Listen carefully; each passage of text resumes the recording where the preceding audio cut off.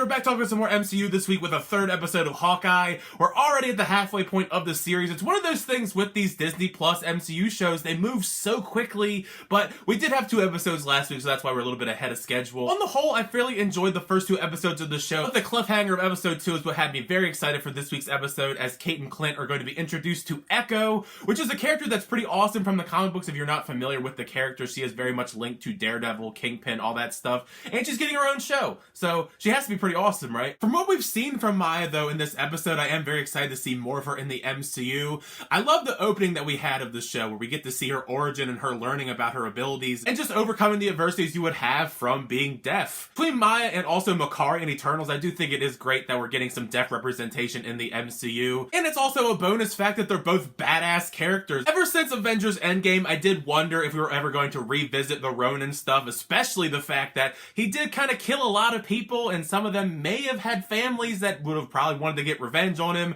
and we're exploring that here because we find out that Maya's family members were murdered by Ronin, as we get a flashback seeing that, and why her and the tracksuit mafia really want to track down whoever's in the Ronin suit because she wants revenge. It is interesting, though, that Clint has been able to keep that persona a secret. Nobody knows that Clint Barton was Ronin this whole time, so he was able to try and do his best to lie out of the situation. Of course, everybody thought he was lying to begin with. All the action in episode 3 I thought was fantastic. I love the hand-to-hand brawl style that we don't really see in a lot of MCU material because everybody has superpowers. You kind of have to have these kind of fights between Maya, Clint, and Kate Bishop, but the fights were actually pretty cool. They reminded me almost of Daredevil, but not that brutal, of course. As I alluded to, the fight between Maya and Hawkeye was very brief, but it was really cool showcasing those abilities. In the comic books, she's able to mimic people's abilities, much like Taskmaster, which we saw in Black Widow, but we don't get to see that a whole bunch in this episode, which I'm sure is going to be explored more in the next couple episodes. Hopefully, if not, we have a whole Echo series coming. During all of the fighting, she is able to crush Clint's hearing aid, which kind of does turn the tides of the battle as they escape and lead into that epic car chase sequence. The episode is very light on story. We don't get a whole lot of story until towards the very end of the episode, but the car chase sequence, I think, is the main highlight of episode 3. It's a lot of fun. We saw some parts of it in the trailer leading up to the series dropping, but it's a badass sequence, mostly because of Kate Bishop, because she's the one using all the different trick arrows to try and take out the bad guys. I know I've said this before in the first 2 episodes, but I really think Haley Steinfeld is outshining Jeremy Renner in this show,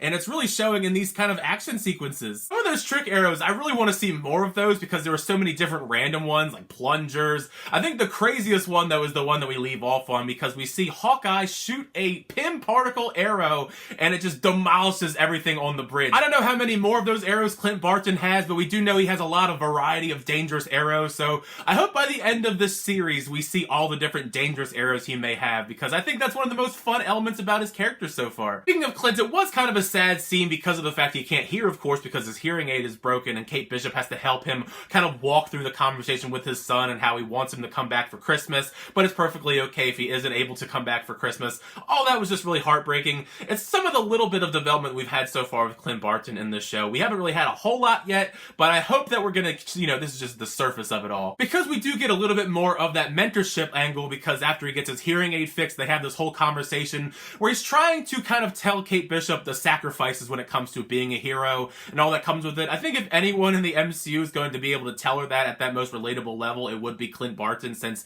he does have a lot of skeletons in his closet. I just wish the overall plot of the story was a little bit more complex, or it just moved at a bit faster than a snail's pace, because after all of this stuff with Maya, we finally get a little bit more of the bigger story development, trying to figure out the truth behind everything with the tracksuit mafia and the stuff with Maya. Speaking of that, I like the dialogue that we had. It seems like we're really teasing Kingpin hard here, because Clint is talking to Kate about everything and how there's someone above her in the food chain, and we all know that's probably going to be Kingpin. I feel like it has to be Kingpin because of the connection between Maya and Kingpin in the comic books. I think it's just a matter of when are we going to see Vincent D'Onofrio come back as Kingpin, because I'm pretty sure he's going to show up in this show. I mean, let's be real. We end off with kind of a fun stinger with Clint and Kate going back to her place and trying to figure out everything, going into Bishop's security, and it gets locked out, and Clint walks into the other room and he almost gets cut by the swordsman, Kate's mom's boyfriend, with the Ronin sword, mind you. So I wonder how that's going to play into next week's episode, because of the fact that Clint is, of course, Ronin, and the fact that it's swordsman. Are we going to get some sort of hand-to-hand battle, maybe?